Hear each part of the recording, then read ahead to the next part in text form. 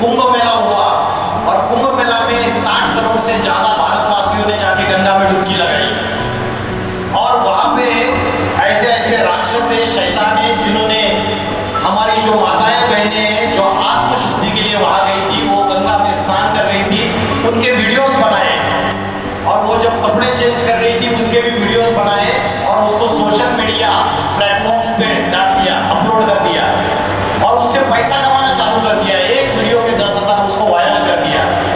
तो ये मानसिकता दैवी गुणों की है या राक्षसी प्रवृत्ति है?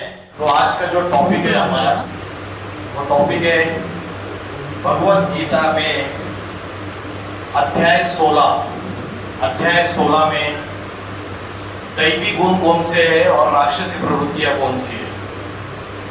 तो भगवत गीता का ज्ञान हजारों सालों से भारत में है, लेकिन आज जो वेस्टर्न कल्चर है इससे हम इतने प्रभावित हो गए, आज हम इस ज्ञान को भूल चुके हैं पूरी तरीके से। तो जो प्रेजेंट सिचुएशन है वर्तमान काल की, उसको मैं अध्यात्म से जोड़ने की कोशिश करूंगा। तो आज का लेक्चर स्टार्ट करने से पहले 2 मिनट के लिए हम ध्यान करेंगे। आपको सभी को सीधा बैठना है, गर्दन सीधी, पीठ सीधी, सर सीधा। भगवत गीता में 6ठे अध्याय में 12वां और 13वां श्लोक है जिसमें ध्यान करने की प्रक्रिया बताई है। आपको सभी को सीधा बैठते हुए भ्रुकुटी के बीच में ये point, centre point of the forehead, कपाल के बीच में, यहाँ पे ध्यान लगाना है। जैसे आकाश में सितारा चमकता है, स्टार, वैसे छोटा सा स्टार यहाँ चमक रहा है, ऐसे विजुअलाइज करना है। नीचे नहीं देखना है, ऐसे आपका पूरा ध्यान यहाँ पे होना चाहिए, मस्तक के बीच में, सेंटर पॉइंट। आकाश में स्टार चमक रहा है, वैसा स्टार चमक रहा है, ऐसे आपको विजुअलाइज करना है। 2 मिनट के लिए आपको सारे वर्ड से डिटैच होना है, डिस्कनेक्ट करना है अपने आप को। कोई भी मित्र, कोई संबंधी, रिश्तेदार, कोई प्रिय वस्तु, कोई भी याद नहीं आना चाहिए। सिर्फ I am a point of light situated in the center point of the forehead.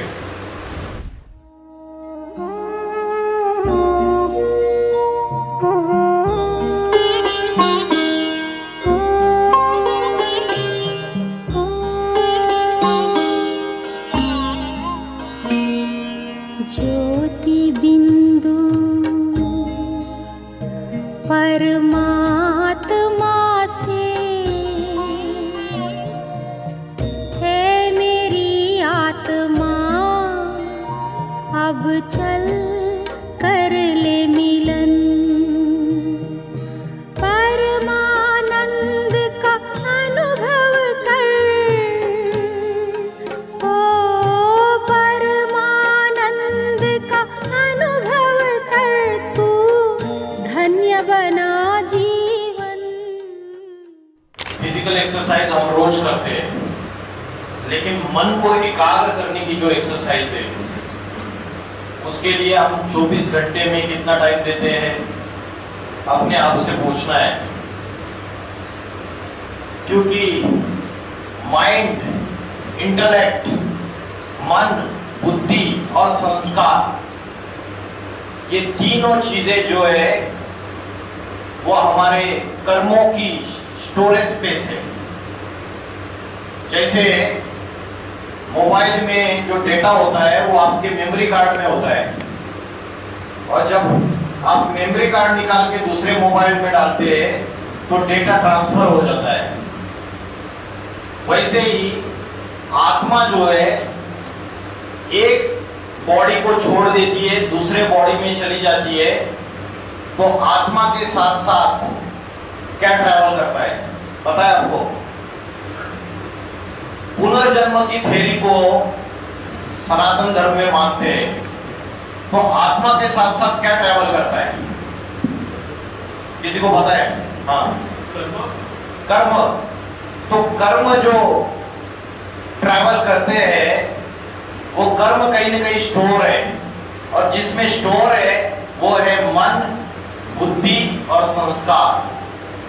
जैसे आपका ये फिजिकल बॉडी है, तो बॉडी 3 प्रकार की है। किसी ने सुना है कभी बॉडी के भी 3 प्रकार है? सुना है कभी किसी ने?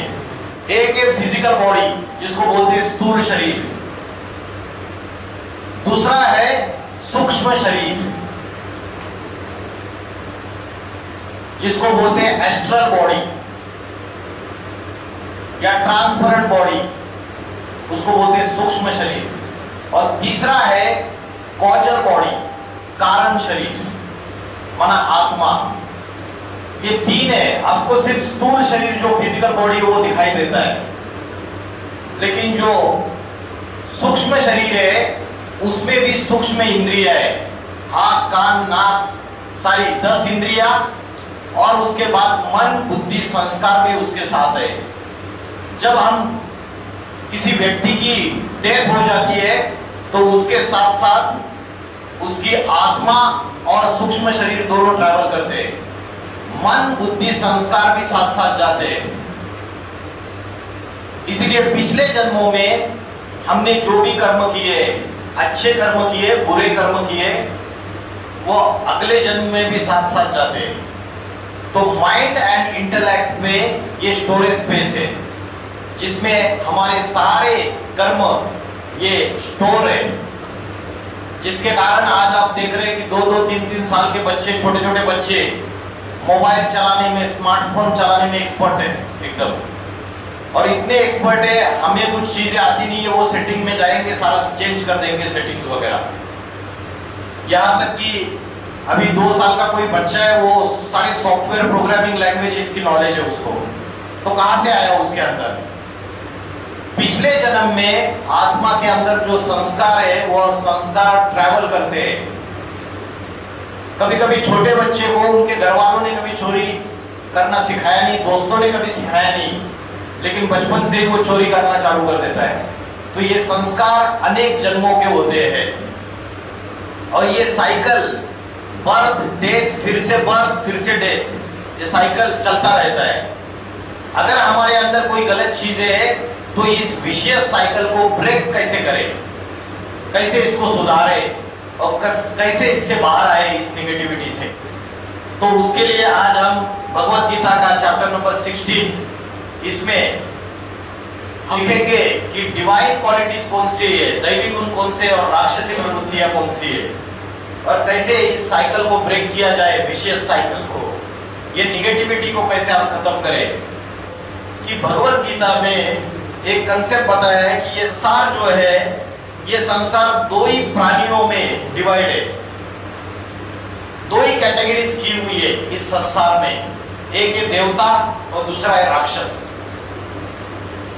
मनुष्य नाम की कैटेगरी नहीं की भगवत गीता में। उसका कारण यह है कि मनुष्य ही अपने अंदर अच्छे गुण, दैवी गुण, डिवाइन क्वालिटीज को धारण करता है तो मनुष्य देवता बन जाता है, और मनुष्य ही अपने अंदर राक्षसी प्रवृत्तियां धारण करता है, विषय विकारों के अधीन जाता है तो मनुष्य राक्षस बन जाता है।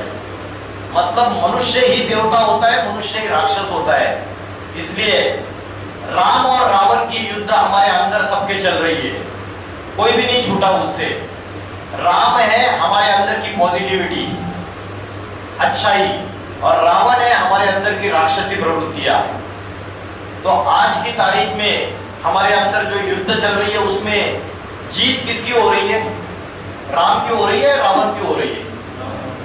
रावण की हो रही है। रावण जीतता जाता है। ऐसे तो हम दशहरे में रावण को जलाते और दूसरे साल रावण और बड़ा होता है, फिर से जलाते, वो तो खत्म ही नहीं होता है।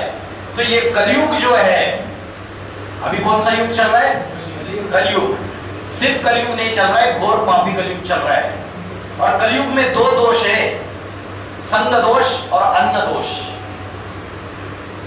जैसा संग वैसा रंग चढ़ता है। अच्छी कंपनी, गुड कंपनी अच्छी चीज में लेके जाएगी, बैड कंपनी गलत जगह लेके जाएगी। तो राक्षस किधर पाताल में, नीचे पाताल होता है धरती के, वहां राक्षस रहते हैं नरक में, और स्वर्ग किधर ऊपर है, आकाश के, सूरज चांद सितारों के परे। लेकिन स्वर्ग और नरक ये इसी दुनिया की बात है।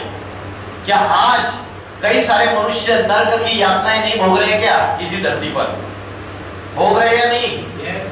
दुख ये मन से और आत्मा से भोगा जाता है ना। कोई की डेड बॉडी है, आत्मा चली गई, शरीर डेड हो जाता है, एनर्जी चली गई, तो उस डेड बॉडी को कितना भी डंडे से पीटो, उसको दुख दर्द होगा क्या? नहीं होगा। दुख दर्द तो इस दुनिया की बात है। इसी दुनिया में आत्मा सुख और दुख भोगती है। जब दुख दर्द और यातनाएं परेशानियां भोगती है तो वो नरक है, हम नरक में है। और अगर हमारी आत्मा सुख ही सुख भोग रही है तो हम स्वर्ग में। स्व माना आत्मा, स्व मीन्स सेल्फ। और सेल्फ क्या है? जैसे गाड़ी को सेल्फ होता है और एक मैनुअल किक स्टार्ट गाड़ी होती है, वो सेल्फ ऑटोमेटिक होता है। वैसे इस शरीर को चलाने वाली जो कंट्रोलिंग पावर है, वो कंट्रोलिंग पावर आंखों से नहीं दिखती है, वो हमारी असली शक्ति है, जिसको हम बोलते हैं आत्मशक्ति, मनस शक्ति, जिसको हम बोलते हैं विल पावर, कॉन्फिडेंस पावर। जब हम निगेटिविटी में ज्यादा जाते हैं तो हमारी विल पावर कमजोर हो जाती है, आत्मशक्ति कमजोर हो जाती है, मनस शक्ति कमजोर हो जाती है। ये 4 युग है, ये चक्र है, साइकिल। ये साइकिल रिपीट होता है एज इट इज। सतयुग गोल्डन एज, जिसको कहते हैं राम राज्य।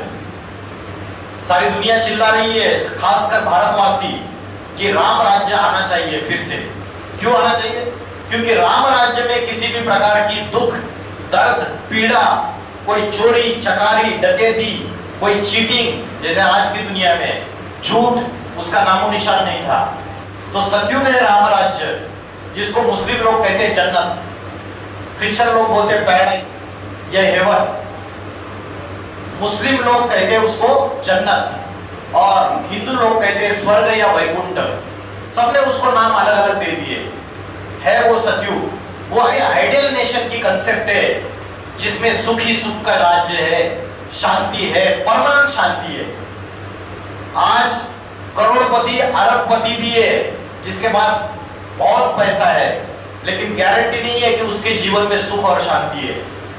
तो सतयुग, उसके बाद त्रेतायुग, ये देवताओं की दुनिया है, जिसमें मनुष्य के अंदर डिवाइन क्वालिटीज है। द्वापर युग और कलयुग, इसमें डिवाइन क्वालिटीज कम होकर राक्षसी प्रवृत्तियां बढ़ जाती है। कलयुग का नाम कलयुग क्यों पड़ता है, किसी पता है? कलयुग का अर्थ क्या है? कलयुग का अर्थ बताया जाता है कि कली राक्षस ने प्रवेश कर लिया। ये कली राक्षस कौन सा है, पता है किसी को? ये कली राक्षस जो है, ये 5 विषय विकार है। वो 5 विषय विकार जिसने हमारी मन, हमारी बुद्धि को ग्रसित कर लिया है। कौन से 5 विषय विकार, किसी को पता है? काम, क्रोध, लोभ मतलब लालच, मोह, मोह मतलब अटैचमेंट, लगाव झुकाव, और अहंकार मतलब घमंड। ये 5 विषय विकार है, ये 5 राक्षस है। काम, क्रोध, काम मतलब क्या, किसी को पता है? काम का मीनिंग क्या है?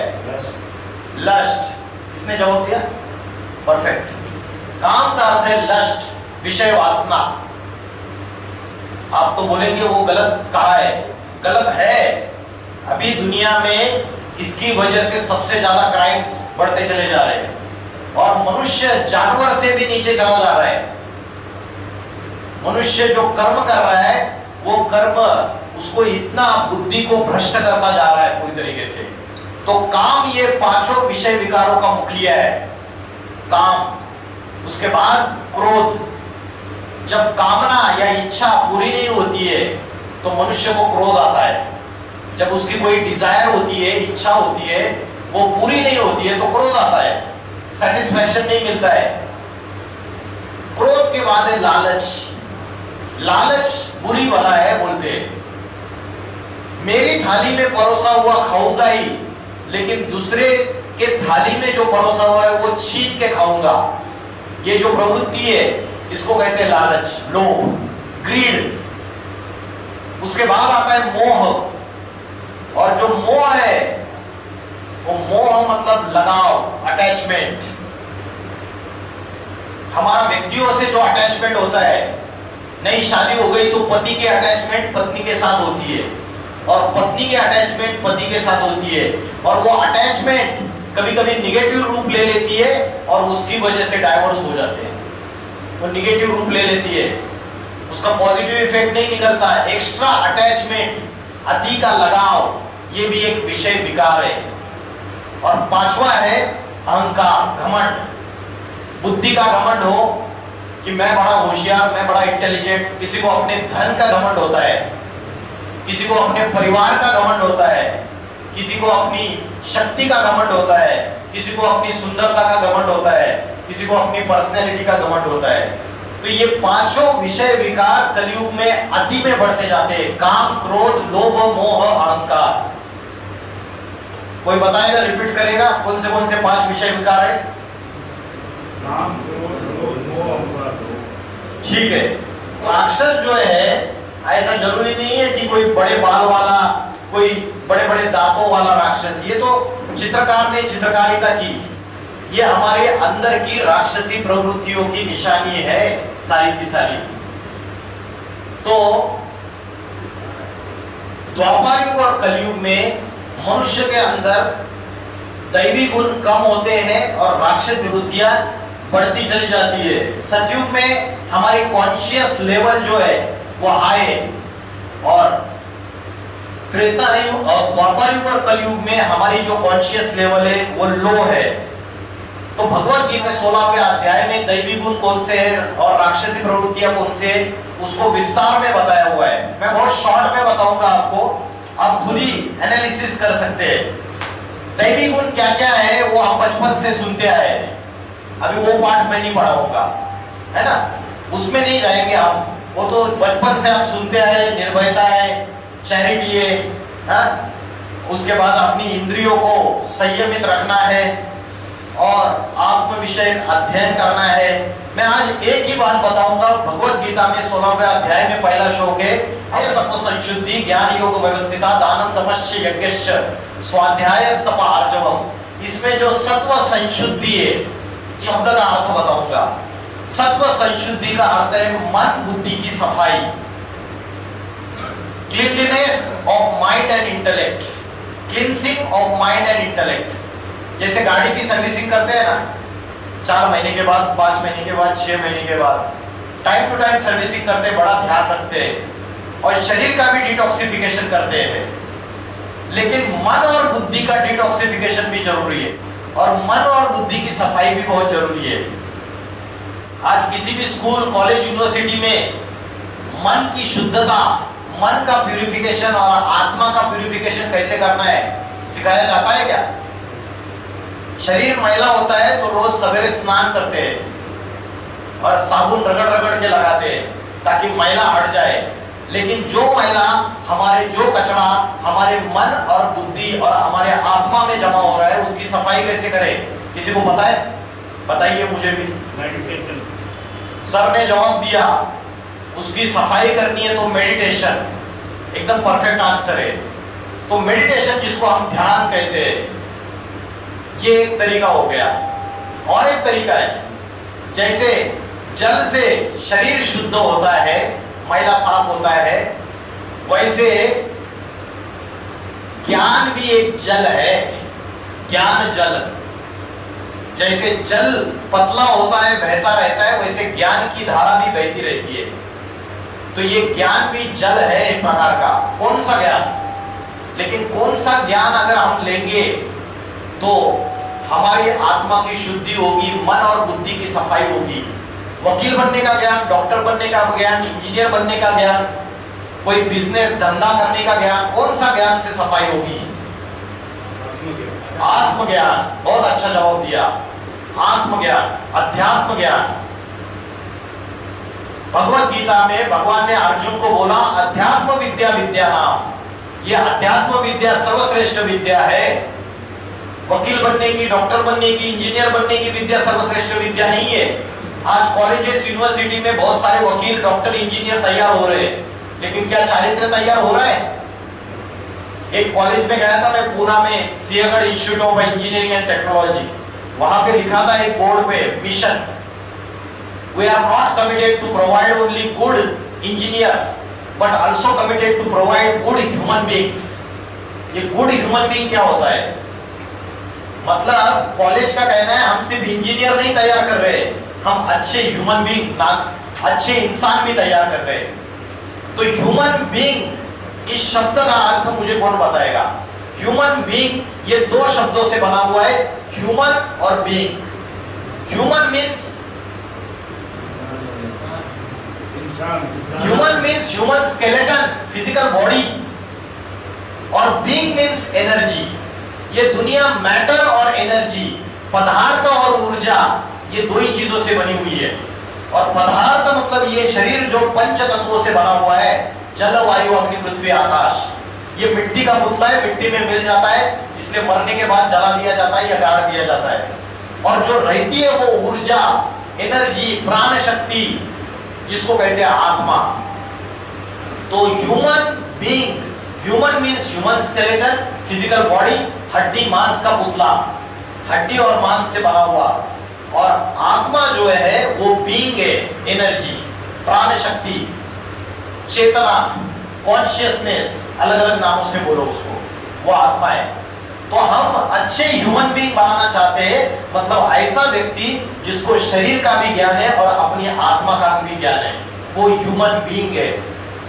आज हमें शरीर का पूरा ज्ञान है कि शरीर को यहाँ दर्द हो रहा है, तो मेडिकल साइंस इतना इंप्रूव हो गया है, ऐसी मेडिकल साइंस में सारी विद्या है कि सारी चीजों के सॉल्यूशन है। कौन सी दवाई खानी है, क्या इंजेक्शन लेना है, सब कुछ है, क्या ऑपरेशन करना है। लेकिन आत्मा की नॉलेज आज बड़े बड़े डॉक्टर्स को भी नहीं है, इसलिए बड़े बड़े डॉक्टर्स, इंजीनियर्स, वकील आज की तारीख में सुसाइड कर रहे हैं, साइंटिस्ट भी सुसाइड कर रहे हैं, आईएएस ऑफिसर्स भी सुसाइड कर रहे हैं। क्यों? क्योंकि उनको आत्मज्ञान नहीं है। आज की जो किताबें हम पढ़ते हैं उसमें आत्मा की नॉलेज नहीं सिखाई जाती है। तो मन और बुद्धि की सफाई करने के लिए हमें पहले सेल्फ रियलाइजेशन कि मैं कौन हूं ये पता करना पड़ेगा। हु एम आई? जैसे सर ने अभी बताया कि मन बुद्धि की सफाई करने के लिए एक तो मेडिटेशन, और दूसरा मैंने बताया आध्यात्मिक ज्ञान, स्पिरिचुअल नॉलेज। ये दो फैक्टर्स है, ये दो चीजों को अगर आप फॉलो करोगे तो आपको पता चलेगा कि आपकी माइंड और इंटेलेक्ट की क्लींसिंग होती जा रही है। महादेव हनुमान को एक प्रश्न पूछते हैं कि तुम कौन हो, और उसमें हनुमान जी उनको क्या जवाब देते हैं? कौन हो तुम? मैं हनुमान। तुम्हारा नाम नहीं पूछा, तुम कौन हो? अंजनी सुत, केसरी नंदन, पवन पुत्र। तुम्हारा वंश नहीं पूछा, तुम कौन? वानर। तुम्हारी जाति नहीं पूछी हनुमान, तुम कौन हो?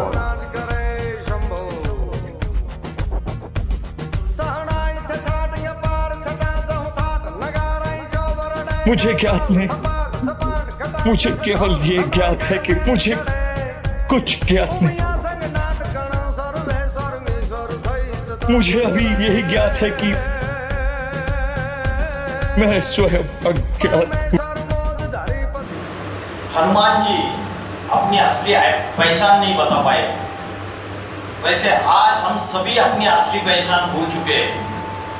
इंटरनेट पे, गूगल पे हम सारी दुनिया को सर्च कर सकते हैं, लेकिन अपने को पहचान, अपना को सर्च नहीं कर सकते पूरी तरीके से। तो हमारी असली पहचान क्या है, ये भूलने की वजह से आज हम दुखी है, अशांत है, हमारा माइंड अस्थिर है। छोटे बच्चे से लेकर बूढ़े तक सबका मन भटक रहा है। आज हम हमारी पहचान कैसे बताते? किसी को बोला आप कौन है, तो हम पहचान कैसे बताते? कोई कहता है मैं डॉक्टर हूँ, कोई कहता है मैं इंजीनियर हूँ, कोई कहता है मैं हिंदू हूँ, कोई कहता है मैं मुस्लिम हूँ, कोई कहता है मैं जाट हूँ, कोई कहता है मैं पटेल हूँ।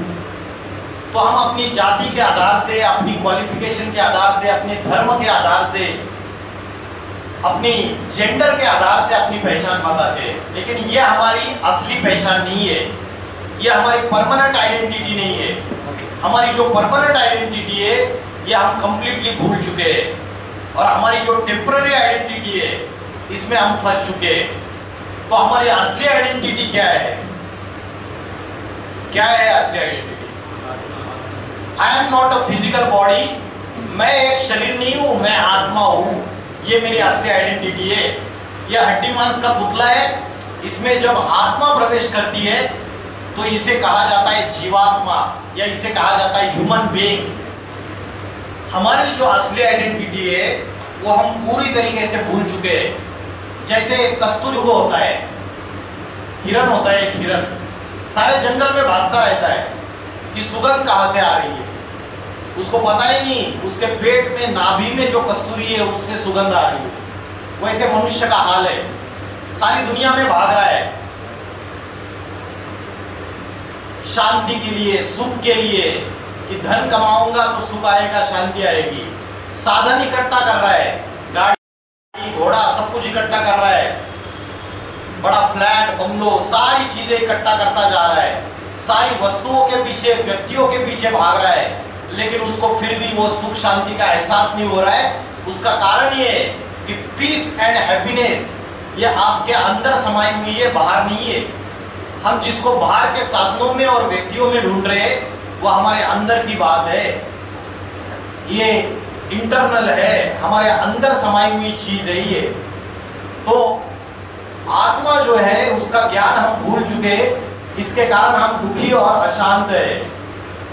तो आत्मा का भी भोजन है, जैसे शरीर का भोजन होता है वैसे आत्मा का भी भोजन है। जैसे गाड़ी का ड्राइवर और गाड़ी दोनों का भोजन अलग अलग है। गाड़ी को क्या चाहिए? Petrol, diesel, CNG. और ड्राइवर को क्या चाहिए? ड्राइवर को तो रोटी सब्जी दाल चावल चाहिए। वैसे आत्मा का भोजन अलग है और शरीर का भोजन अलग है। हम आत्मा का भोजन जो है उसको भूल चुके हैं पूरी तरीके से। शरीर के भोजन को हम दिन में 3 बार खाना खाएंगे, शरीर के भोजन की तरफ ध्यान देते हैं, लेकिन आत्मा का भोजन हम भूल चुके हैं। तो आत्मा का भोजन क्या है?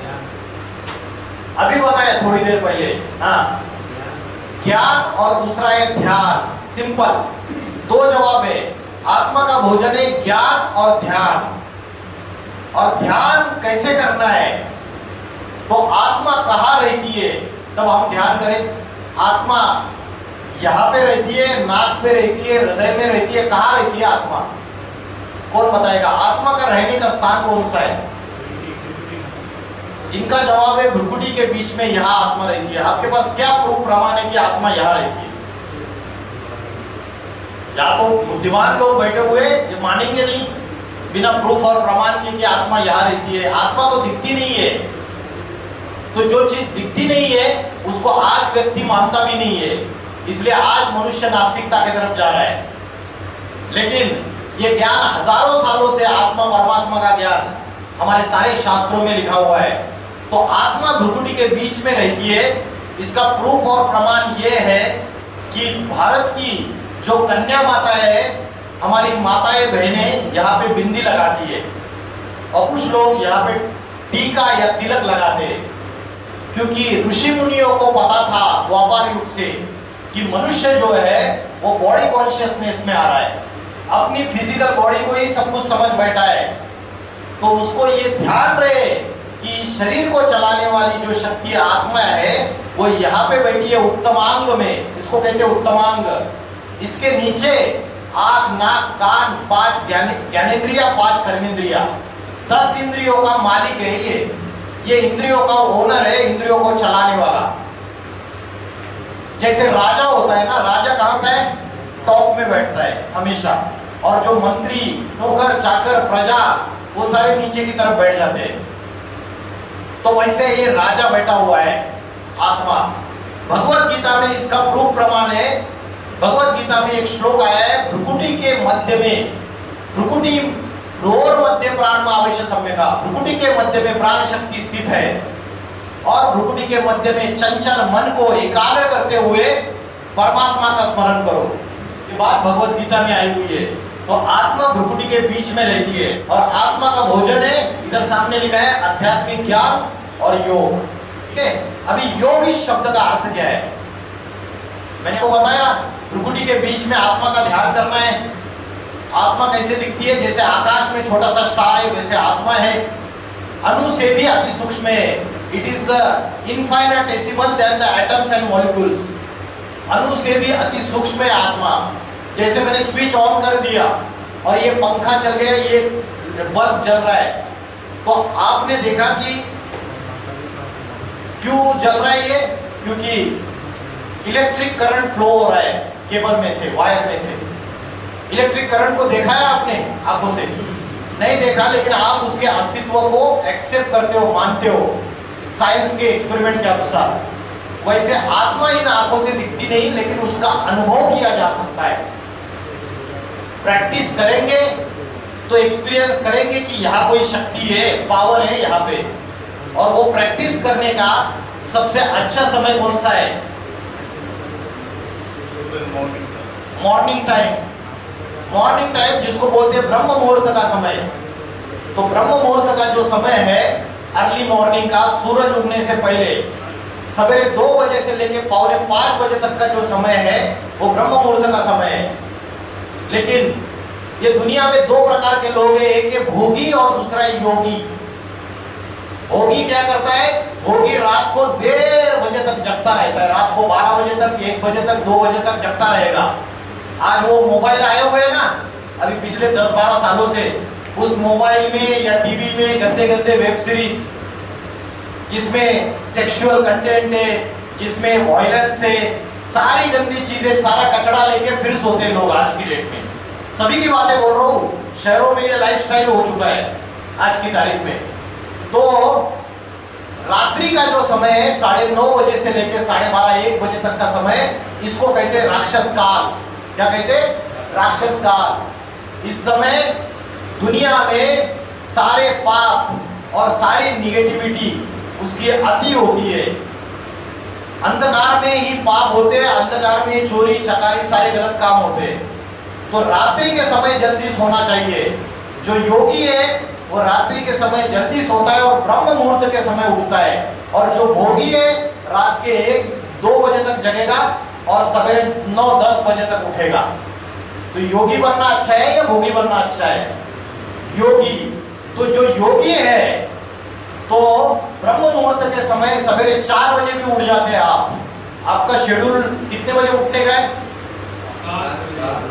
7 बजे तो देर है, लेकिन अगर कोई उठ सकता है तो 4 बजे उठ के आधा घंटे के लिए आपको रोज प्रैक्टिस करनी है। भ्रुकुटी के बीच में आकाश में जैसे स्टार चमक रहा है वैसा स्टार चमक रहा है। मैं आत्मा स्टार स्वरूप हूँ, भ्रुकुटी के मध्य में चमकता हुआ सितारा हूँ।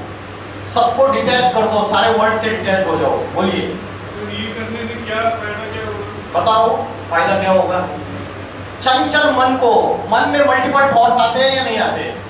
आते हैं मल्टीपल थॉट्स। जब मल्टीपल थॉट्स आ रहे हैं और उन मल्टीपल थॉट्स को आप एक पॉइंट ऑफ लाइट में एकाग्र कर रहे हो, यहाँ पे जो उत्तमांग है, जैसे आपने एक एक्सपेरिमेंट देखा रहेगा साइंस में कि एक आप लेंस लेते हो, कॉन्वेक्स लेंस, और ऊपर से सूरज की किरणें आ रही, नीचे पेपर रखो, वो पेपर जल जाता है क्योंकि सारे रेस एक पॉइंट पे इकट्ठा हो जाते हैं। तो नीचे का जो पेपर रखा हुआ है वो जल जाता है। अगर लेंस हटा दो तो पेपर नहीं चलेगा।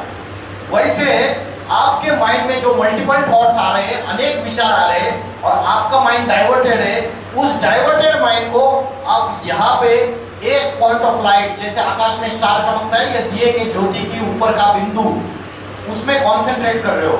अनेक थॉट्स को एक थॉट में मन को अमन बनाने का अभ्यास कर रहे हो। मन चंचल है, मन का वास्तविक गुण क्या है? चंचलता। उसका गुण है वो इधर से उधर घोड़े के समान भागता रहता है। तो उन मल्टीपल थॉट्स को जब एक थॉट में कॉन्सेंट्रेट करते हो तो आपकी जो एनर्जी है, स्पिरिचुअल एनर्जी, वो बढ़ जाती है। मनस शक्ति, आत्मशक्ति बढ़ जाती है। आप अनेक थॉट्स करोगे तो आपकी एनर्जी वेस्टेज है, एनर्जी का वेस्ट है। आप थोड़े थॉट्स करोगे या कम से कम थॉट्स हो जाएंगे तो आपकी एनर्जी पावरफुल है। भगवत गीता में अर्जुन ने भगवान को प्रश्न पूछा था दूसरे अध्याय में कि मेरा मन बड़ा चंचल है, मेरा मन बड़ा हठी है, ये बड़ा बलवान है, ये जबरियत मेरी इंद्रियों को एक्साइट करता है, उत्तेजित करता है, इस चंचल मन को मैं कैसे एकाग्र करूं।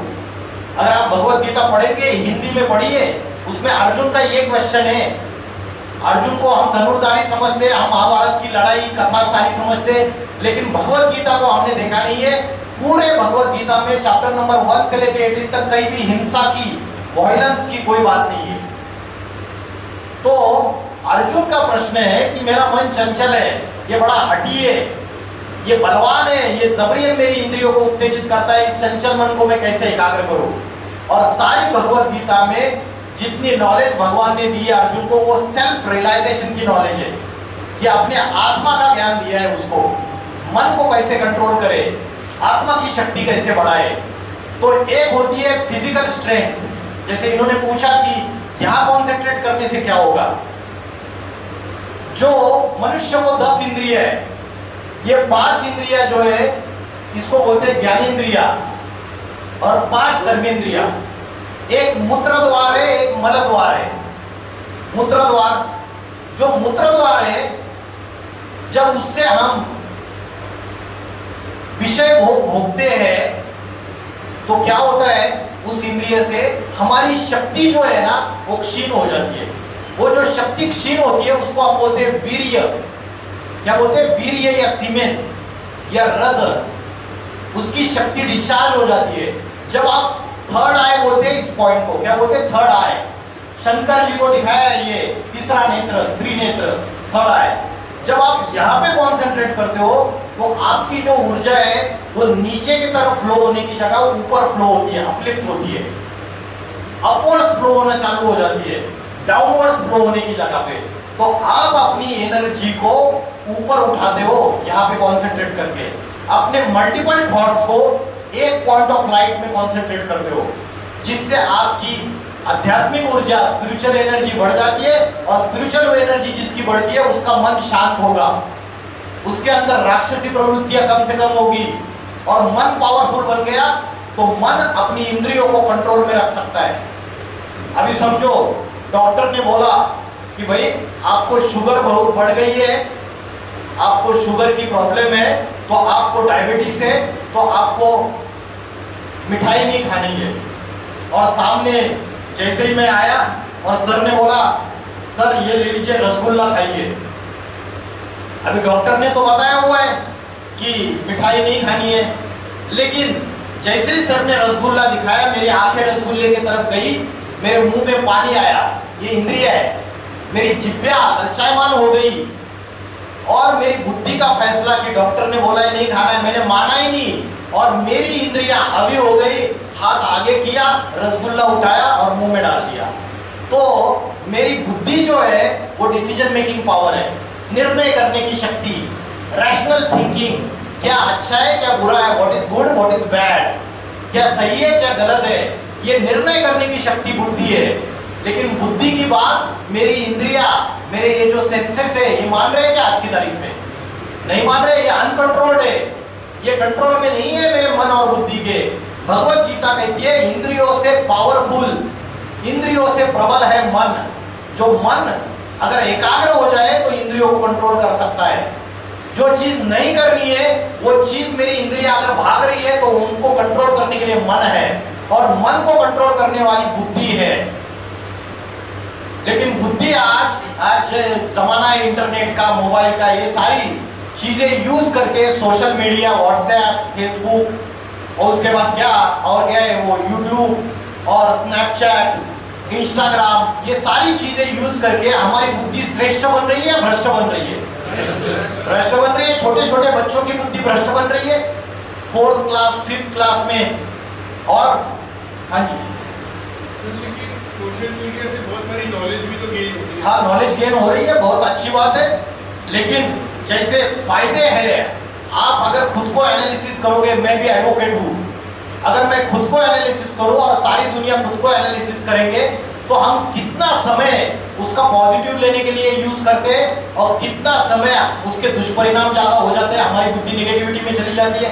और जब रील्स देखते रहते हैं तो माइंड हमारा कभी भी एकाग्र नहीं होता है, वो इतना तेजी से भटकता है, अलग अलग जगह जाता है और उसकी वजह से हमारी स्पिरिचुअल एनर्जी ड्रेन हो जाती है, आत्मशक्ति कमजोर हो जाती है। और आत्मशक्ति कमजोर हो गई तो आपकी निर्णय करने की शक्ति, रैशनल थिंकिंग जो है, what is good what is bad, जैसे हम मेडिकल साइंस में सिर्फ ब्रेन तक सीमित है, लेकिन ब्रेन को चलाने वाली जो है वो बुद्धि है, इंटेलेक्ट है।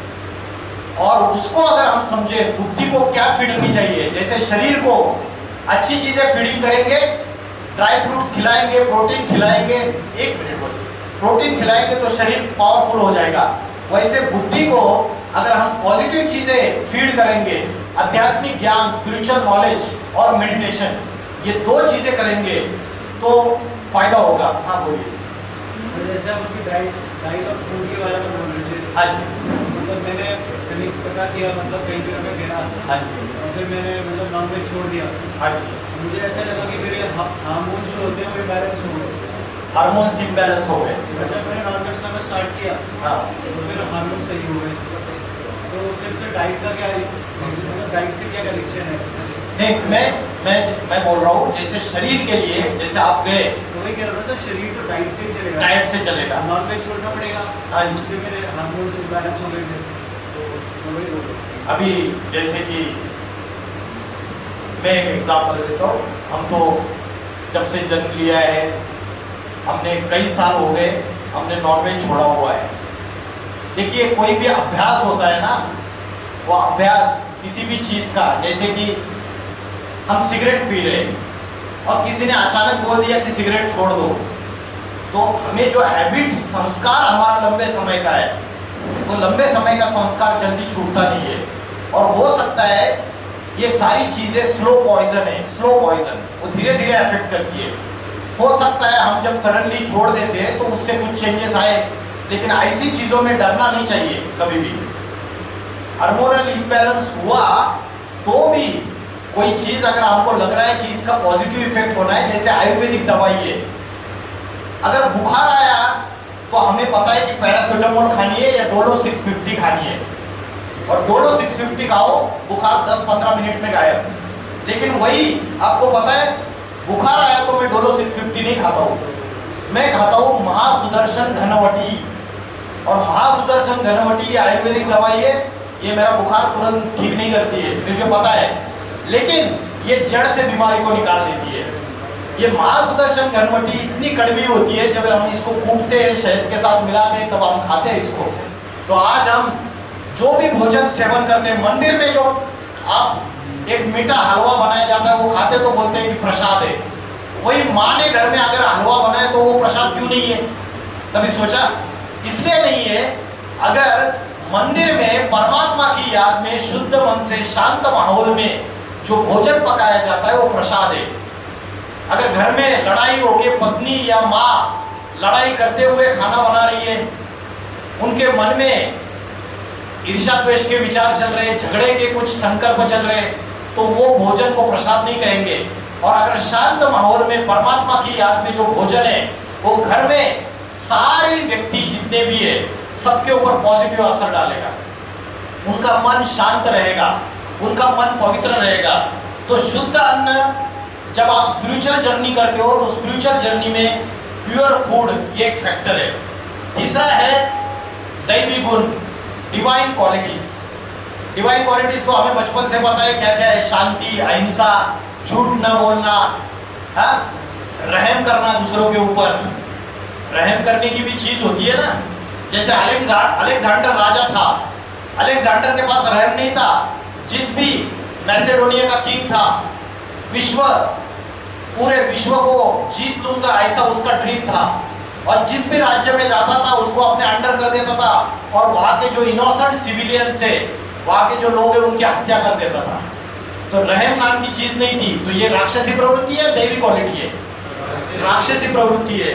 तो सत्संग, ट्रू कंपनी, ये चार जो है, सत्य का संग, सत्य माना एक सत्यम शिवम सुंदरम कहा है, शिव ही सत्य है और शिव ही सुंदर है, शिव ही कल्याणकारी है। God is truth, God is one. एक परमात्मा से जब हम कनेक्शन जोड़ते हैं, बुद्धि का योग उस हाईएस्ट से जोड़ते हैं, तो हमारे अंदर भी अच्छी चीजें आती है। भगवत गीता में एक शब्द है स्वाध्याय। स्वाध्याय का अर्थ है स्व का अध्ययन, और स्व माना आत्मा। आत्मा का जो अध्ययन है उससे पावर दी है। जैसे कोई वृक्ष होता है, वृक्ष को अगर पानी डालना है तो कहाँ पानी डालेंगे? जड़ों में पानी डालेंगे। कोई मूर्ख होगा जो पत्तों को, टहनियों को, फूलों को, फलों को पानी डालता है। अगर जड़ों में पानी डालेंगे, बीज में पानी डालेंगे, तो सारे वृक्ष में पानी मिलेगा और वृक्ष सरसज्ज हो जाएगा। वैसे आज हम फिजिकल ग्रोथ को तो फुल्ली फोकस्ड है, लेकिन आत्मा के और मन के जो स्ट्रेंथ है, जो हमारा स्पिरिचुअल ग्रोथ है, मानसिक ग्रोथ है, उसको भूल चुके हैं। तो आज आत्मा ये बीज है इस शरीर रूपी वृक्ष का। आज हम जिम जाते हैं, अच्छी बॉडी होनी चाहिए और फिजिकल बॉडी और फिजिकल चीजों के ऊपर पूरे कॉन्सेंट्रेटेड है। लेडीज है तो ब्यूटी पार्लर जाती है। शरीर के लिए हम सवेरे से लेकर रात तक अच्छा खाना, अच्छा पीना, अच्छा पहनना, उसके लिए फोकस है। लेकिन आत्मा के लिए हम कोई भी समय नहीं देते हैं, आध्यात्मिक विकास के लिए। तो अगर हम मन बुद्धि, ये जो बीज है, आत्मा जो बीज है, इसको ज्ञान का जल डालेंगे तो हमारा विकास, हमारा आध्यात्मिक विकास अच्छा होगा और इससे हम लंबे समय तक सुख और शांति भोग सकेंगे। तो दैवी गुणों के बाद आते हैं राक्षसी प्रवृत्तियां। भगवत गीता में 16वें अध्याय में श्लोक नंबर 4 से आगे राक्षसी प्रवृत्तियां क्या क्या है ये बताया है। अभी उसको देखते हैं। दंभ, दर्प। दंभ मतलब पाखंड, हाइपोक्रेसी। दर्प मतलब धन, परिवार का घमंड, अभिमान, क्रोध, कठोरता, बेसमझी, अज्ञानता, जिसको हम बोलते हैं इरैशनल थिंकिंग। तो ये सारी जो है ये राक्षसी प्रवृत्ति है। अभी बोलेंगे पाखंड क्या होता है। आज दुनिया में पाखंड माना शो ऑफ फैलता चला जा रहा है। अध्यात्म के नाम पे लोगों को ठगा चला जा रहा है, जिसकी वजह से अध्यात्म के ऊपर का विश्वास उड़ता चला जा रहा है। लोग नास्तिकता की तरफ जा रहे हैं। बाबाएं क्या करते हैं, मुट्ठी खोली, लड्डू निकाला, पेड़ा निकाला, ले ले, तेरी शादी हो जाएगी, तेरा प्रमोशन हो जाएगा, बोलेंगे बहू को बच्चा हो जाएगा। तो अल्पकाल की प्राप्तियों के पीछे आज भारतवासी भाग रहे हैं पूरी तरीके से। जहां चमत्कार होते हैं वहां नमस्कार होता है। तो आज कई अध्यात्म के नाम पे लालच में आके आज जो पंडित है, जो मंत्र बोलता है, उस मंत्रों का अर्थ उनको खुद को पता नहीं है। तो सिर्फ अभी दक्षिणार्थी बन चुके हैं, उनके अंदर वो ज्ञान नहीं रहा सत्य का। तो पाखंड जो है वो बढ़ता चला जा रहा है दुनिया में, और अल्पकाल की प्राप्तियों के पीछे हम भागते हैं और दुनिया में अंधश्रद्धा फैलती चली जा रही है। आत्मज्ञान को भूल के ऐसे चक्कर में हम फंस जाते हैं। तो ये एक राक्षसी प्रवृत्ति है, पाखंड फैलाना दुनिया में। दूसरी राक्षसी प्रवृत्ति है धन, परिवार का घमंड। धन का घमंड और परिवार का घमंड। महाभारत में कौन सा कैरेक्टर है जिसके पास धन और परिवार का बहुत घमंड था, जिसकी वजह से दुर्योधन, जिसकी वजह से पूरे कौरव कुल का विनाश कर दिया उसने, विनाश हो गया। तो धन, परिवार का घमंड। पिछले साल पुणे में एक जो मल्टी बिलोनियर एक बिल्डर है, उसका बेटा है, वो पोर्शे कार लेके, पोर्शे कार ये लग्जरियस कार होती है, करोड़ में आती है, और 250 किलोमीटर पर आवर उसका स्पीड होता है। 16 साल का उसका बेटा है। बाप के बाद बहुत धन है, पैसा है, बहुत संपत्ति है, दोस्तों के साथ रेस्टोरेंट में जाके शराब पी। उसके बाद उस गाड़ी से, पोर्शे कार से उसने 2 इंजीनियर्स को कुचल दिया, एक्सीडेंट किया, 2 इंजीनियर्स को एक साथ कुचल दिया। तो धन, परिवार का घमंड जो होता है एक राक्षसी प्रवृत्ति है जो हमें डुबो देती है पूरी तरीके से। फिर उसके बाद जो राक्षसी प्रवृत्ति के लोग हैं, भगवत गीता कहती है जो राक्षसी प्रवृत्ति के लोग हैं वो करने योग्य कर्म नहीं करते हैं, और जो कर्म त्यागने चाहिए, जो कर्म छोड़ने चाहिए, उनको नहीं छोड़ते। देखो, करने योग्य कर्म नहीं करते और त्यागने योग्य कर्म क्या है उसको नहीं जानते। जैसे मैंने बताया एक एग्जांपल कि रात को जल्दी सोना है और प्रातः समय ब्रह्म मुहूर्त के समय जल्दी उठना है, तो हम उल्टा करते हैं। रात को क्या करते हैं, parties, night parties, clubs, binge watching, वो वेब सीरीज, अलग अलग चीजें, या तो गलत गलत लतों में फंस जाते हैं, तो करने योग्य कर्म नहीं करते और त्यागने योग्य कर्म को नहीं त्यागते हैं, उनको जानते ही नहीं। प्यूरिटी नहीं रहती मन में, वाचा में, कर्म में, सदाचार नहीं रहता है और सत्य भी नहीं होता है। ये भगवत गीता में 7वें नंबर श्लोक में बोला है ये राक्षसी प्रवृत्ति के क्या क्या गुण हैं। तो China is the first country who declared addiction of the internet as a disease. बोला ये एक रोग है इंटरनेट का एडिक्शन भी। ये चाइना ये फर्स्ट कंट्री है जिसने डिक्लेयर कर दिया। ये राजस्थान में कोटा है, कोटा, जहां मेडिकल और इंजीनियरिंग की एंट्रेंस एग्जाम की प्रिपरेशन करने के कोचिंग इंस्टीट्यूट्स बने हुए हैं, कोचिंग इंस्टीट्यूट का हब है। एज पर न्यूज रिपोर्ट्स पिछले 4 साल में 54 स्टूडेंट्स ने सुसाइड कर लिया, क्योंकि आप उनको पढ़ाई का बर्डन तो दे दोगे और ये जो कंपटीशन है इसका प्रेशर भी पेरेंट्स ऊपर से दे देते हैं कि तेरे को इतना मार्क्स लाने ही करके, लेकिन उनको आत्मा की नॉलेज नहीं, मन को कैसे एकाग्र करना है, आत्मा की शक्ति कैसे बढ़ानी है पता नहीं है। तो त्यागने योग्य जो कर्म है वो हम नहीं कर रहे। जैसे बताया late night parties, binge watching, porn watching. Sudhir Chaudhary को जानते हैं? हाँ, जर्नलिस्ट, पॉपुलर। इनका एक रिपोर्ट है, आपको सुनाता हूँ, आप खुद आपके कानों से सुनिए। उसमें उन्होंने आज भारत के जो यंगस्टर्स है उनकी क्या हालत है उसके बारे में बोला था। आज आपको यह भी देखना चाहिए कि जब कोलकाता और बदलापुर की घटनाओं में पुलिस की कार्यशैली को लेकर इतने सवाल उठ रहे हैं, खाकी वर्दी को लेकर हमारे देश में इतना रोष है, सुप्रीम कोर्ट तक ये कह रहे हैं कि पुलिस जिस तरह से काम कर रही है ये तो बहुत लापरवाही हो रही है।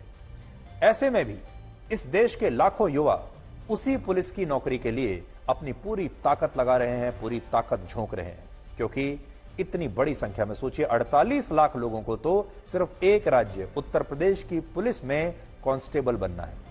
जिस समय हमारे देश में चारों तरफ महिलाओं की सुरक्षा की बात हो रही है, लोग कह रहे हैं कि महिलाओं को अपराधों और अपराधियों से आजादी कब मिलेगी, ऐसे में उसी समय हमारे देश में इंटरनेट पर लोग महिला सुरक्षा से ज्यादा पॉर्न वीडियोस को सर्च कर रहे हैं।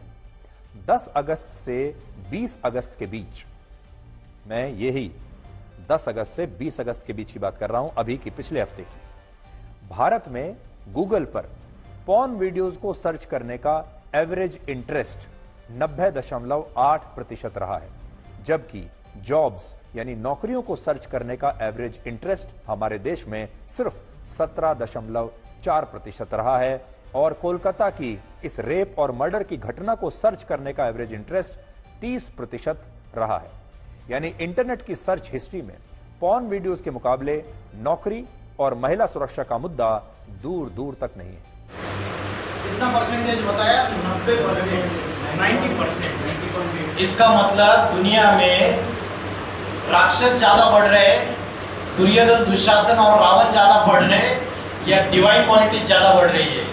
राक्षस ज्यादा बढ़ रहे।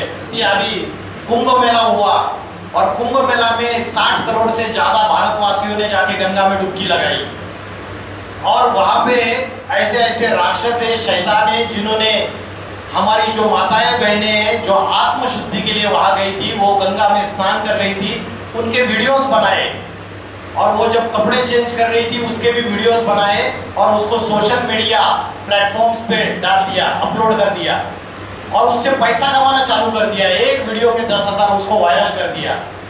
तो ये मानसिकता दैवी गुणों की है या राक्षसी प्रवृत्ति है? और ये गवर्नमेंट बड़े बड़े कानून निकाल रही है। जैसे अभी कलकत्ता में दुर्घटना हुई जो डॉक्टर महिला के साथ, तो सारी पब्लिक ने विरोध किया और बोला कि इनका सर कलम कर दिया जाए, इनको कैपिटल पनिशमेंट दे दो, फांसी की सजा दे दो। तो कड़े कानून बनाने से क्या व्यक्ति के अंदर का वो शैतान खत्म हो जाएगा? उसकी मानसिकता बदल जाएगी? वो तो हंसते हंसते मरेगा और फिर उसकी आत्मा दूसरे बॉडी में प्रवेश करके फिर से वही मानसिकता ये विशेष साइकिल आज की गवर्नमेंट भी ब्रेक नहीं कर सकती। वो ब्रेक हो सकती है सिर्फ आध्यात्मिकता से, कड़े कानून बनाने से और सजाएं देने से। अभी कोई गलत चीज कर रहा है उसको मार पिटाई करो, उससे सुधर जाएगा वो? उससे सुधर नहीं जाएगा।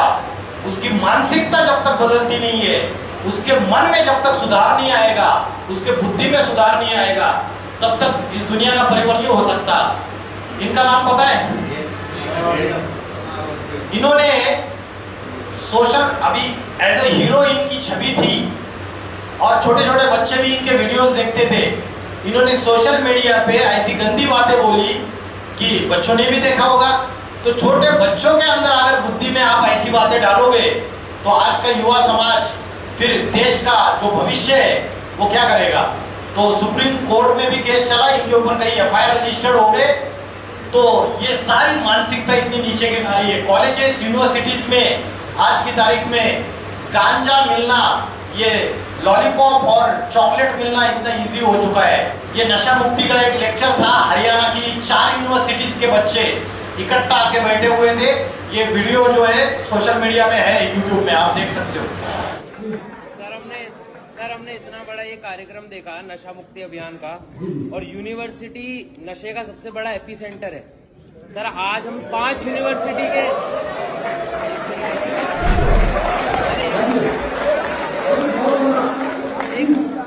सर हम 5 यूनिवर्सिटी के बच्चे यहाँ पर, 4 यूनिवर्सिटी के बच्चे यहाँ पर बैठे हैं। आज गांजा मिलना या फिर कोई नशे की सामग्री मिलना, टॉफी, लॉलीपॉप जितना आसान है मिलना, तो एक फर्स्ट ईयर का या सेकंड ईयर का बच्चा गांजे के डीलर को ट्रेस कर सकता है या ट्रैक कर सकता है, तो पुलिस क्यों नहीं कर पाती? क्या पुलिस ही पीछे छूट रही है? सर एक second, sir let me complete. Sir मेरा जो मानना है, क्योंकि मैं भी सोसाइटी में रहता हूँ, यूनिवर्सिटी का स्टूडेंट हूँ सर, यहाँ सामने चौकी है और चौकी के सामने ही गांजा मिलता है, तो क्या आपको नहीं लगता? तो शक्तिमान सीरियल देखी है क्या किसी ने? शक्तिमान में एक किल्विश था, वो किल्विश काले कपड़े पहनता था, बोलता था अंधेरा कायम रहे, अंधेरों का समाज, अंधेरा कायम रहे। तो वैसे इसी सोसाइटी के अंदर ऐसे किल्विश बैठे हुए जो चाहते कि आज का समाज गंदगी, निगेटिविटी, सारी गलत चीजों के आदी बना रहे, उसी में पड़ा रहे, उनकी यही सोच है। और थोड़े लोग ऐसे हैं शक्तिमान जैसे, जो 10% है, जो इस समाज में अच्छाई, स्पिरिचुअल अवेयरनेस, अच्छी चीजें स्प्रेड करना चाहते हैं। तो आपको, हम सबको डिसाइड करना है हमें किसका संग करना चाहिए, क्योंकि कलयुग में संग दोष और अन्न दोष ये सबसे बड़ा दोष है। भगवत गीता का 12वां श्लोक बोलता है, जो राक्षसी प्रवृत्ति के लोग होते हैं वो काम और क्रोध, काम वासना माना लस्ट और एंगर, इन दोनों के वशीभूत होकर अन्यायपूर्वक धन का संचय करते, संग्रह करते। मतलब क्या है? पैसा इकट्ठा करते हैं। और पैसा कैसा इकट्ठा करते हैं? अनजस्टिफाइड मैनर में, अन्याय करके दूसरों के ऊपर। तो इसका बेस्ट एग्जांपल है महाभारत में धृतराष्ट्र। धृतराष्ट्र ने सारे राष्ट्र की संपत्ति धारण कर ली थी। पांडवों ने सिर्फ 5 गांव मांगे थे। पांडव सत्य के रास्ते पे थे लेकिन उनको नहीं मिले। आज कॉलेजेस में, यूनिवर्सिटीज में सब जगह भ्रष्टाचार हो रहा है, अन्यायपूर्वक धन इकट्ठा किया जा रहा है। मेडिकल एंट्रेंस एग्जाम में नीट की, उसमें पेपर लीक हो गए पिछले साल। हर्षद मेहता का नाम सुना है? स्टॉक मार्केट का घोटाला किया था 4000 करोड़ रुपए का। तो अन्यायपूर्वक धन संपत्ति इकट्ठा कर रहे हैं आसुरी प्रवृत्ति के लोग। अमीर अमीर बनता जा रहा है, गरीब गरीब बनता जा रहा है दुनिया में। विजय माल्या, किंगफिशर का ओनर, इन्होंने 9000 करोड़ रुपीस का स्कैम किया था। उसके बाद नीरव मोदी, पंजाब नेशनल बैंक में मनी लॉन्ड्रिंग के एलिगेशन थे, इन्होंने 13000 करोड़ का स्कैम किया था। उसके बाद AK राजा 2G स्कैम सुना है? 2G स्कैम, AK राजा कांग्रेस गवर्नमेंट में मिनिस्टर थे, इन्होंने 1.76 लाख करोड़ का स्कैम किया है। और भगवत गीता में ये बात बताई है, जो राक्षसी प्रवृत्ति के लोग हैं वो अन्यायपूर्वक धन संचय करते हैं, धन का संग्रह करते हैं, न्यायपूर्वक नहीं करते हैं कि कोई जॉब कर रहे हैं और सैलरी मिली 25,000 और उससे जीवन में चल रहे हैं। अन्यायपूर्वक धन का संचय करते हैं। कॉमन विलियम्स इसमें सुरेश कलमाड़ी, इन्होंने 70,000 करोड़ रुपीस का स्कैम किया था। तो ये सारी राक्षसी प्रवृत्तियां बढ़ती चली जा रही है। भगवत गीता में बोला है काम महाशत्रु है, the lust is the biggest enemy. लेकिन भगवत गीता में 11 नंबर का श्लोक आया है, जो राक्षसी प्रवृत्ति के लोग है क्या सोचते हैं कि काम वासना को भोगना यही परमानंद है, विषय विकारों को भोगना यही परमानंद है। तो जो इन चीजों में बुद्धि जिनकी वही लगी रहती है, कभी कभी जैसे भाई साहब ने पूछा सेक्सुअल हेल्थ, लेकिन कभी कभी बुद्धि ऐसी हो जाती है कि उन्हीं चीजों में बुद्धि लगी रहती है और बुद्धि ऐसी इंद्रियों में फंस जाती है कि जिसकी वजह से हमारे अंदर हैवानियत आ जाती है। आज सुप्रीम कोर्ट में एक केस चल रहा है, वो है मैरिटल रेप से रिलेटेड, मतलब शादीशुदा महिलाओं के ऊपर भी आज की डेट में रेप हो रहे हैं। ये भी राक्षसी प्रवृत्तियां है। क्या क्रूर कर्म करने वाले लोग, निर्भया कांड हुआ था दिल्ली में 2012 में, वो क्रूर कर्म था या नहीं था? 2 चीजें की थी उन्होंने, एक तो शराब पी हुई थी और दूसरी अपने मोबाइल्स पे गलत ब्लू फिल्म्स वगैरह पॉर्न वीडियोस देख रहे थे। तो मानसिकता बहुत नीचे गिर गई और क्रूर कर्म कर डाला। तो नष्ट हुए स्वभाव वाले, क्षुद्र बुद्धि, क्रूर कर्म करने वाले लोग जगत के बैरी बनकर उसका महाविनाश करने के लिए तैयार है। तो जगत के बैरी बनकर महाविनाश करने के लिए तैयार है। कौन है? आज कौन से देश का प्रेसिडेंट है जो महाविनाश की धमकी दे देता है बार बार? नॉर्थ कोरिया का प्रेसिडेंट है किम जोंग, कम्युनिस्ट नास्तिक। रशिया का प्रेसिडेंट है व्लादिमीर पुतिन और अमेरिका प्रेसिडेंट डोनाल्ड ट्रंप। आज सारी की सारी दुनिया थर्ड वर्ल्ड वार के कगार पे खड़ी हुई है, क्योंकि गीता में बोला जगत के बैरी बनकर जगत का महाविनाश करने के लिए तैयार है ऐसे लोग। कैसे महाविनाश हो सकता है? क्या प्रूफ है? बताइए, पॉसिबल है महाविनाश? क्या रीजन? परफेक्ट आंसर, तालियां बजाइए।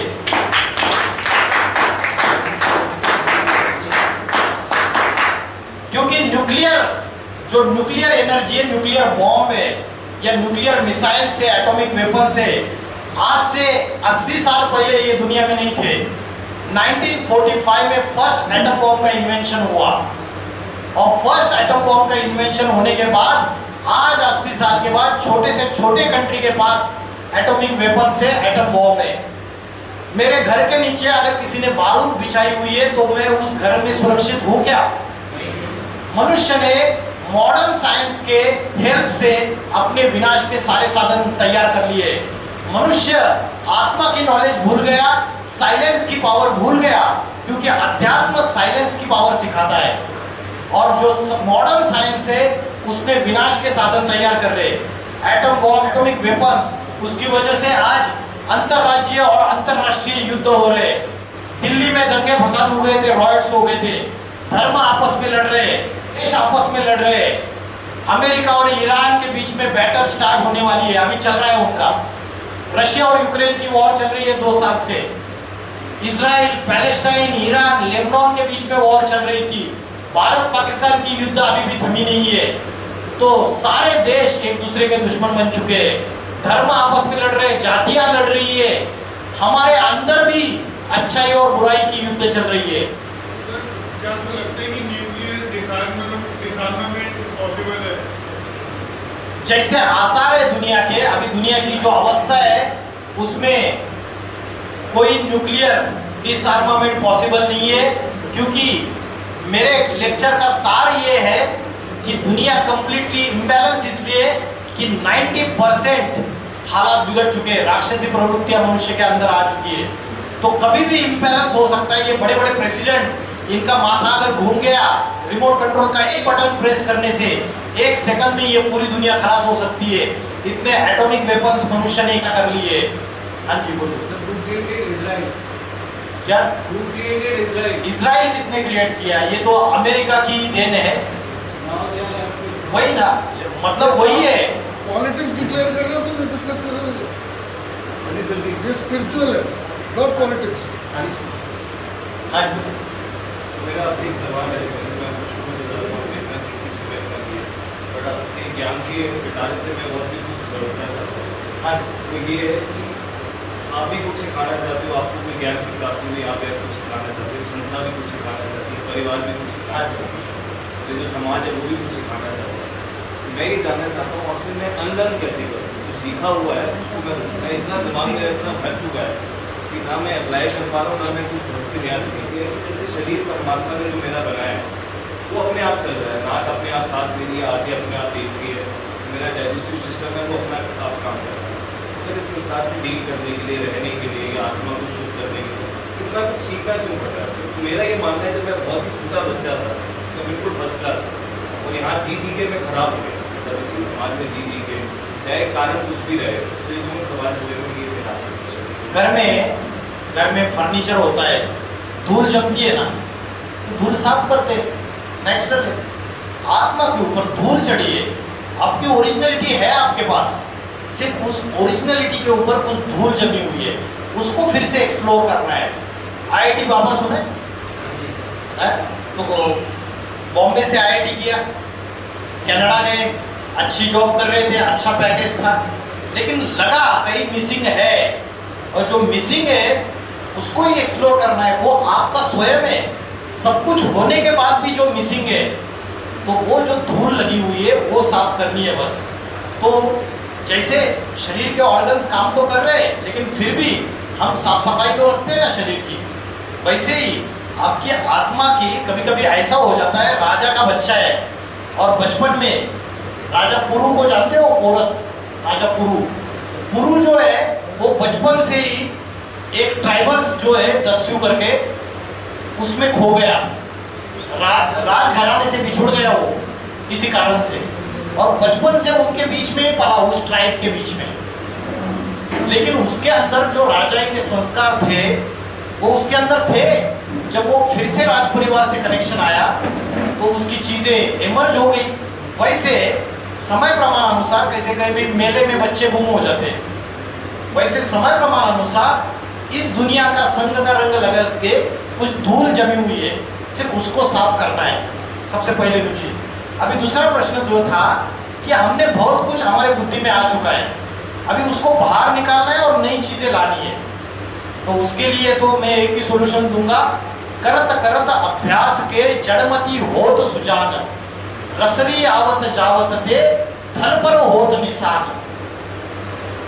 बाणभट्ट नाम का एक संस्कृत का विद्वान पंडित हुआ है भारत के अंदर। वो बाणभट्ट जब छोटा बच्चा था, उसके पिताजी ने उसको गुरुकुल में छोड़ा था।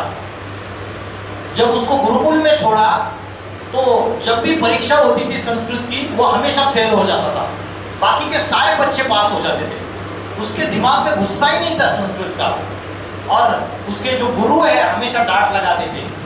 फिर पिताजी आते थे मिलने के लिए, बोलते थे क्या कर रहा है तू, तो उसके अंदर आत्मग्लानि हो गई, उसका कॉन्फिडेंस लूज हो गया।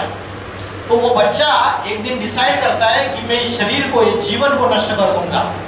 रात को नंगे पैर निकलता है जब सब लोग सो जाते, और रोता हुआ जंगल से रोता हुआ चलता जाता है। भोर का समय होता है, 4-5 बजे एक कुएं के सामने आके एक गांव में पहुंच जाता है। तो कुछ लोग उधर पानी भर रहे, पानी निकाल रहे, तो देखते हैं कि वो जो कुआं है वो हजारों साल पुराना है, उसके सारे पत्थर, सारी चीजें इंटैक्ट है, कुछ भी कहीं स्क्रैचेस नहीं, कुछ नहीं, कुछ प्रॉब्लम नहीं है। हजारों सालों से कुआं ऐसे का ऐसा है।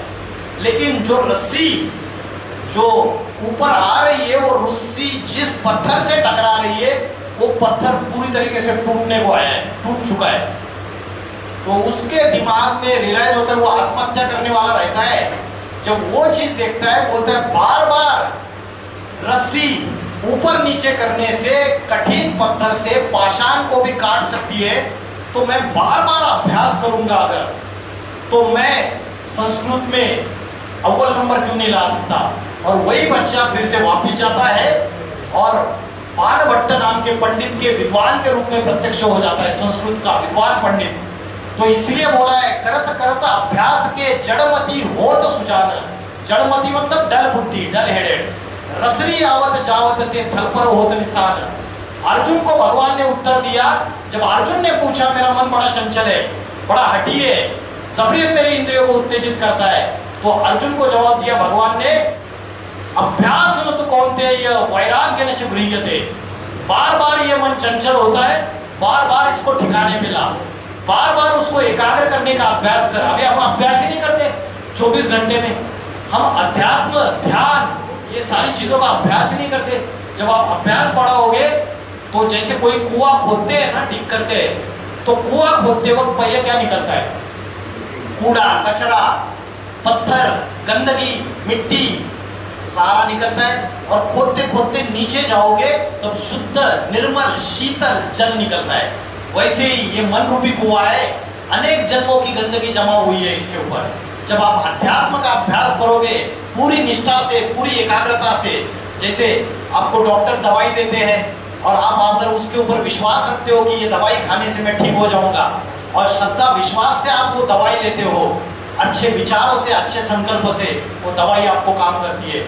वैसे ही पूरी निष्ठा से, एकाग्रता से अगर आप अध्यात्म का ध्यान का अभ्यास करोगे, मन को एकाग्र करने का, अभी तक तो शरीर के बारे में सोचा हमने, अभी आत्मा के बारे में सोच के देखो और उसको एकाग्र करके देखो, अभ्यास करके देखो, धीरे धीरे आप आगे बढ़ते जाओगे। पुराना सारा निकल जाएगा, कचरा वो सारा निकल जाएगा अपने आप, और नया आता जाएगा। सर मतलब मैं टेम्पल्स में भी गया और काफी टेम्पल्स विजिट किए मैंने। हाँ जी। बट मेरा मन नहीं लगता सर पूजा पाठ में, तो क्या क्या होगा? पूजा पाठ मैं जो ज्ञान दे रहा हूँ, ये पूजा पाठ के भी ऊपर का ज्ञान दे रहा हूँ। उसका कारण बताता हूं मैं। आप मुझे जवाब दीजिए, 3 चीजों में क्या चीज पावरफुल है, जिसका इफेक्ट सबसे ज्यादा होगा? एक है कर्म, दूसरा है वाचा, और तीसरा है मन के संकल्प। कर्म, वर्ड्स।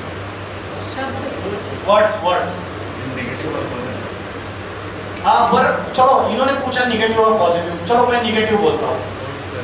समझो, इन्होंने जवाब दिया वर्ड्स, इन्होंने जवाब दिया कर्म। निगेटिव एक्शन ले लो, निगेटिव वर्ड्स ले लो, और निगेटिव संकल्प ले लो, थॉट्स।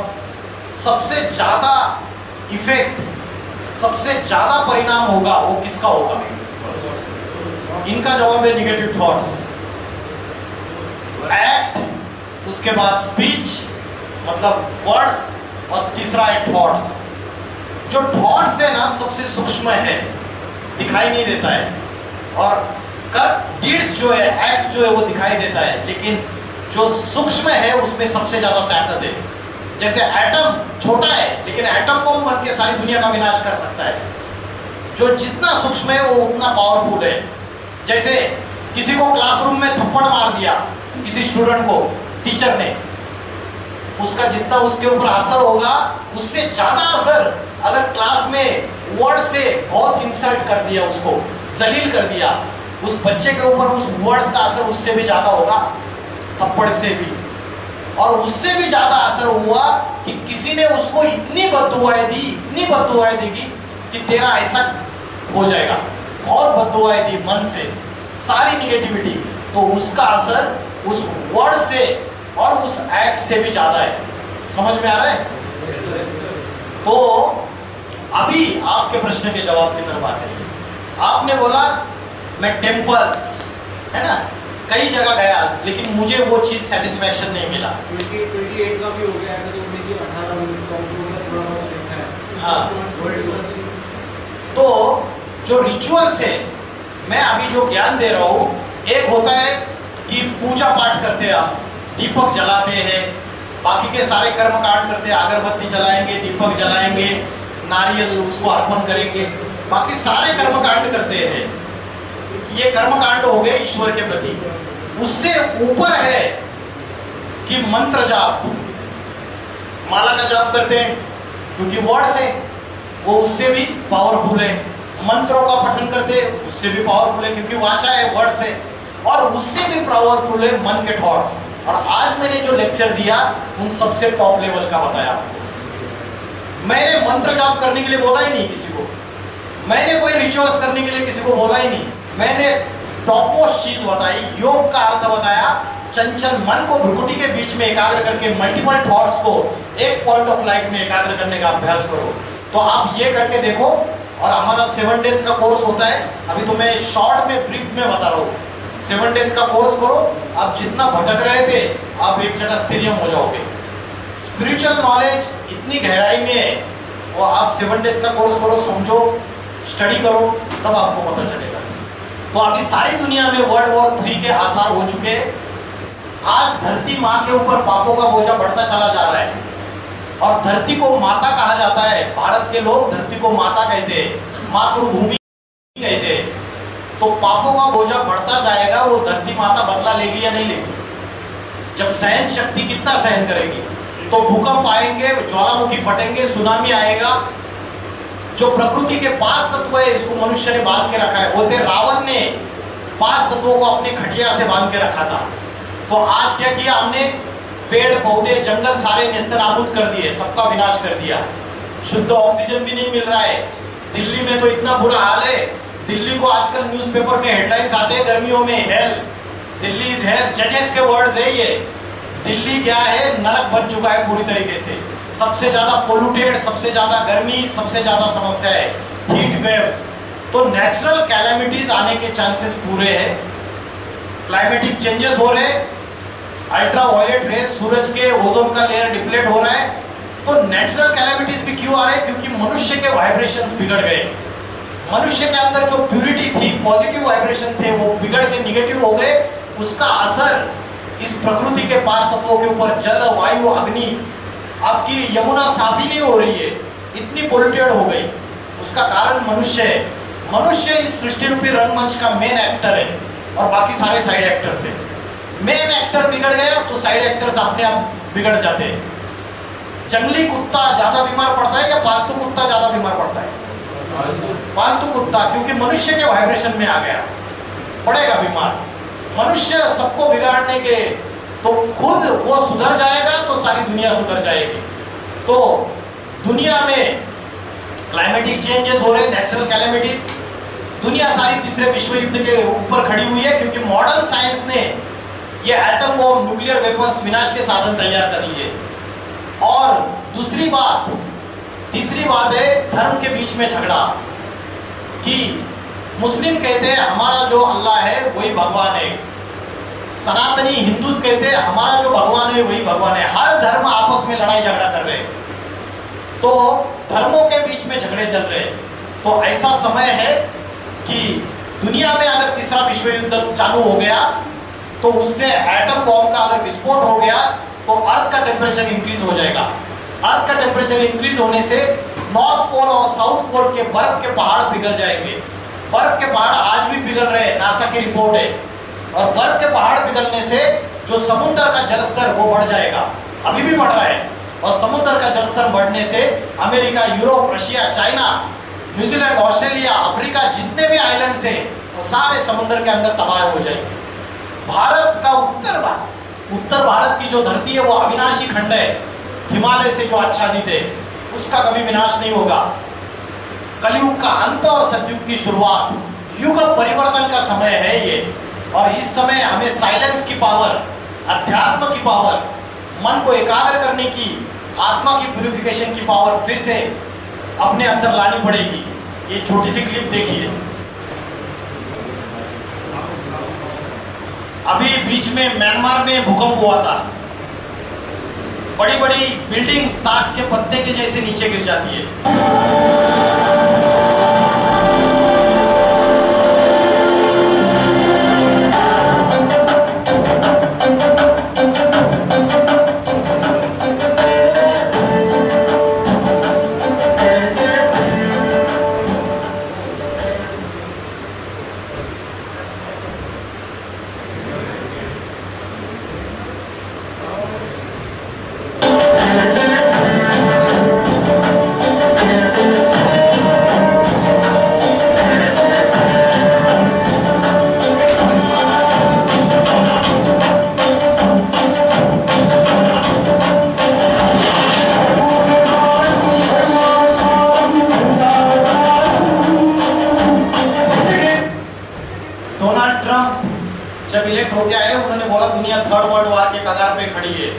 का स्पीच है जिस दिन वो इलेक्ट होके प्रेसिडेंट बने थे।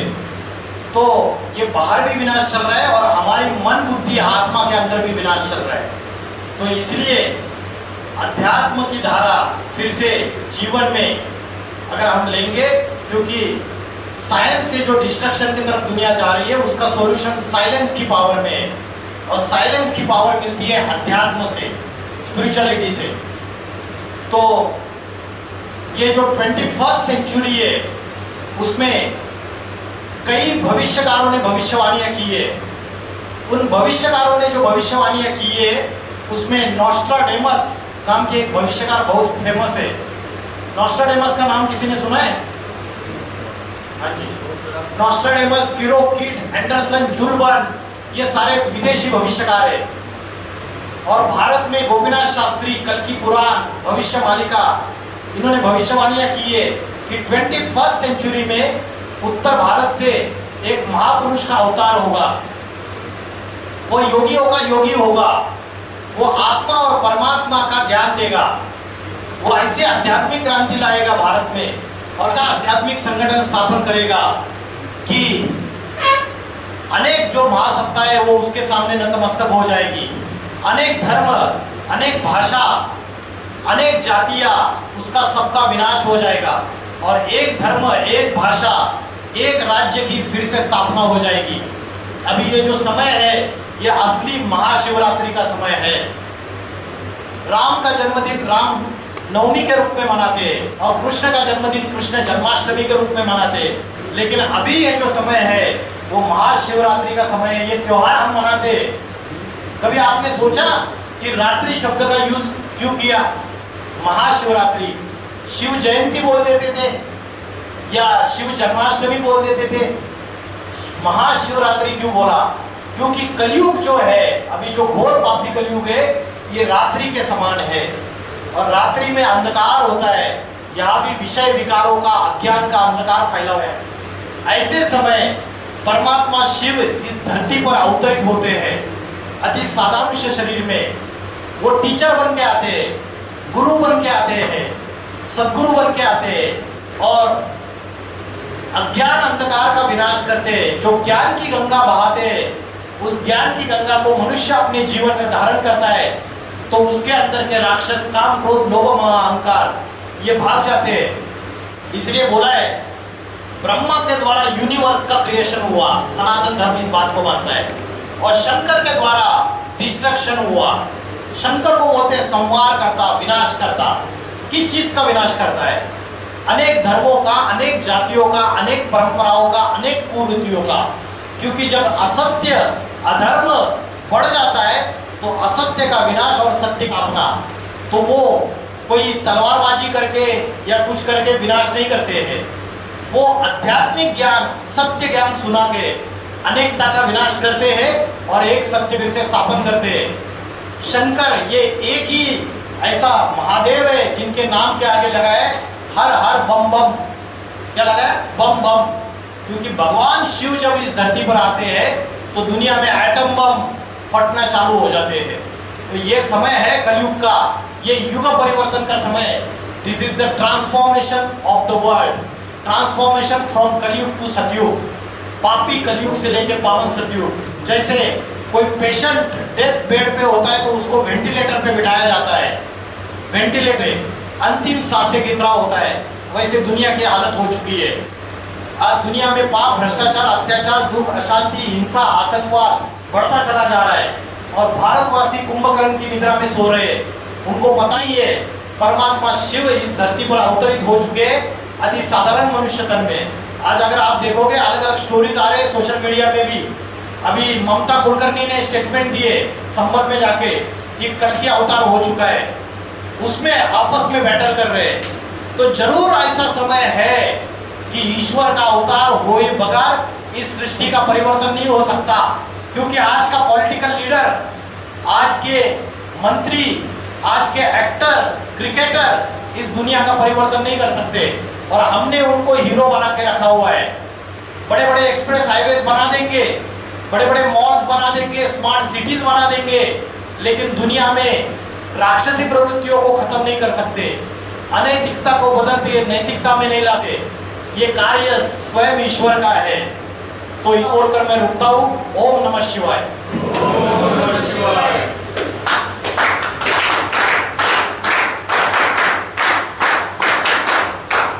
इतनी पेशेंटली आप लोग सुन रहे थे, इसके लिए बहुत अच्छा लगा। और कैसा लगा आपको आज का सर का लेक्चर?